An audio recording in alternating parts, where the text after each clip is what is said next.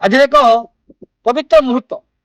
ଆମେ ଆଜି ପହଞ୍ଚିଛୁ ମନ୍ଦିର ପଞ୍ଚାୟତର ଯିଏକି ଜଗନ୍ନାଥ ମନ୍ଦିରର।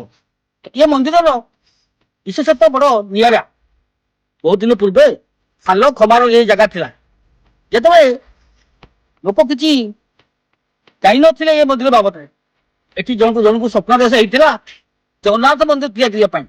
ସେ ବ୍ୟକ୍ତି ଜଣକ ହଉଛନ୍ତି ଶିବେନ୍ଦୁ ସାମଲ, ଯାହାଙ୍କର ତତ୍ତ୍ୱାବଧାନରେ ଏ ମନ୍ଦିର ତିଆରି ହେଲା।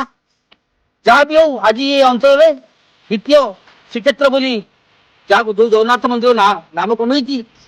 ଆସନ୍ତୁ ଆମେ ଦେଖିବା, ବୁଲିଯିବା ସେ ମନ୍ଦିରର ଚତୁଃପାର୍ଶ୍ୱକୁ ଆଉ ତାର ପରିବେଶକୁ ଆମେ ପରଖି ଦେଖିବା।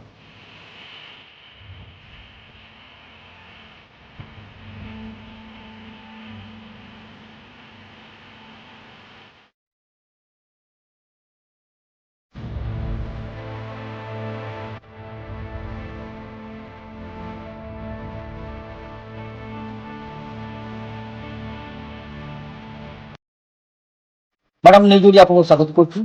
ଆଜି ଜଗନ୍ନାଥ ମନ୍ଦିରକୁ ବୋଧେ ପ୍ରଥମ ଥର ଆପଣ ଆସିଛନ୍ତି। ନମସ୍କାର। ମୁଁ ଜଗନ୍ନାଥ ମନ୍ଦିରକୁ ଆସିଥିଲି, ବହୁତ ଖୁସି। ବହୁତ ମାନେ ଏମିତି ମତେ ଲାଗେ ଯେ ମୋ ପାଖରେ ଜଗନ୍ନାଥ ହିଁ ଅଛନ୍ତି। ମାନେ ମୁଁ ଏତେ ଖୁସି ମାନେ କହିପାରୁନି। ମୋ ଭାଗ୍ୟ ଖୁଲିଗଲା।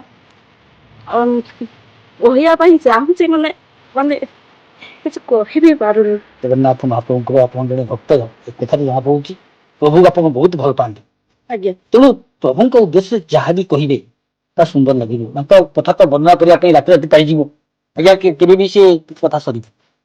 ତଥାପି ଏ ମନ୍ଦିରକୁ ଦେଖିଲା ପରେ ଆପଣଙ୍କ ଅନୁଭୂତି କେମିତି ଲାଗୁଛି?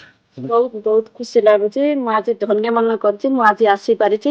କାଲି ମୁଁ ଭାବୁଥିଲି ମୁଁ ଆସିବି ଜଗନ୍ନାଥ ମନ୍ଦିରକୁ ଦର୍ଶନ କରିବି, ଠାକୁର ଦର୍ଶନ କରିବି। ବହୁତ ଖୁସି ଲାଗୁଛି ଆସିକି ଜଗନ୍ନାଥ ପାଖରେ ଆସିକି ଦର୍ଶନ କଲି। ମାନେ ବହୁତ ଖୁସି ଲାଗୁଛି। ମୋ ପୁଅକୁ ନେଇକି ଆସିଥିଲି, ମୋ ଭଉଣୀ ଆଉ ମୋ ଝିଆରୀ ଆସିଛନ୍ତି। ଆଉ ବହୁତ ଖୁସି ଭୋଗ ବି କଲି, ଫେରିବି।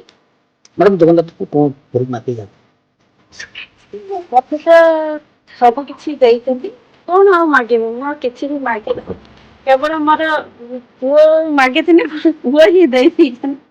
ଏତେ ବଡ ଖୁସି ଆଉ ମୋ ପାଖରେ କଣ ହିଁ ଖାଇପାରେ। ଆମେ ସାକ୍ଷାତକାର ଜଗନ୍ନାଥଙ୍କ ବାବଦରେ ନାମ କୀର୍ତ୍ତନ ବାବଦରେ ଆପଣ ଆମ ସାକ୍ଷାତକାର ଦେଲେ। ଆମେ ଧନ୍ୟ। କିଛି ଜଗନ୍ନାଥ ମନ୍ଦିର ଅଛି ବୋଲି କେମିତି ଜାଣିଲେ? ନମସ୍କାର। ପ୍ରଥମେ ଜଣାଉଛି ଯୋଡେଶ୍ୱରୀ। ମୁଁ ଗୁଗୁଲରେ ମ୍ୟାପରେ ଦେଖିକି ଆସିଥିଲି। ଆଉ ଜଗନ୍ନାଥ ମନ୍ଦିର ଟିକେ ଗୁଗୁଲ ମ୍ୟାପ ଦେଖିକି ଆସିଥିଲି। ସେଠି ଆମର ଏରିଆରେ ଉତ୍ତର ପୂର୍ବ ପିତିପୁର ଏରିଆରେ ବହୁତ ଫେମସ ବି। ସେଠି ଆମେ ପ୍ରଥମେ ସବୁ ସାଙ୍ଗମାନେ ହଉଥିଲୁ କି ଯିବୁ ଯାଇକି ବୁଲାବୁଲି କରି ଠାକୁରଙ୍କୁ ଦର୍ଶନ କରିକି ଆସିବୁ। ଆଉ ଠାକୁରଙ୍କୁ ତ ଏବେ ପହଡ ପଡିଯାଇଛି, ଆମେ ଦୁର୍ଭାଗ୍ୟବଶତଃ ଟିକେ ଆମେ ଦର୍ଶନ କରିପାରିଲୁନୁ। ସାଙ୍ଗମାନେ ସବୁ ଆସୁ ସେଠି ଛିଡା ହେଇଛୁ। ଆଉ ଠାକୁରଙ୍କୁ ଏଇଠି ପ୍ରଣାମ କରିକି ଗୋଟେ ମାନସିକ ଥିଲା ଆସିକି ଟିକେ ଭୋଗରାଗ କରି ଯାଇଥାନ୍ତୁ। ତ ପହଡ ପଡିଯାଇଛି ଆମେ ଜାଣିନଥିଲୁ।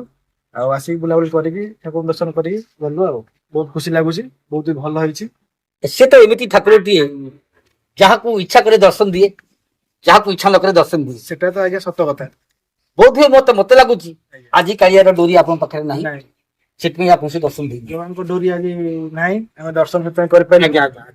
ଆସିଛୁ ବୁଲିକି ଯିବୁ ଆସୁଛନ୍ତି ଆପଣ, ପାଖକୁ। ସେଥିପାଇଁ ଆପଣ ସେ ଧନ୍ୟ ହେଇଗଲେ। ସେଠି ବହୁତ ଖୁସି ଲାଗୁଛି। ମନ୍ଦିର ପରିବେଶ ଟିକେ ବୁଲି ପାରିଲୁ, ଚତୁଃପାର୍ଶ୍ୱ ବହୁତ ସେଠି ଖୁସି ଲାଗୁଛି। ବହୁତ ବହୁତ ଧନ୍ୟବାଦ।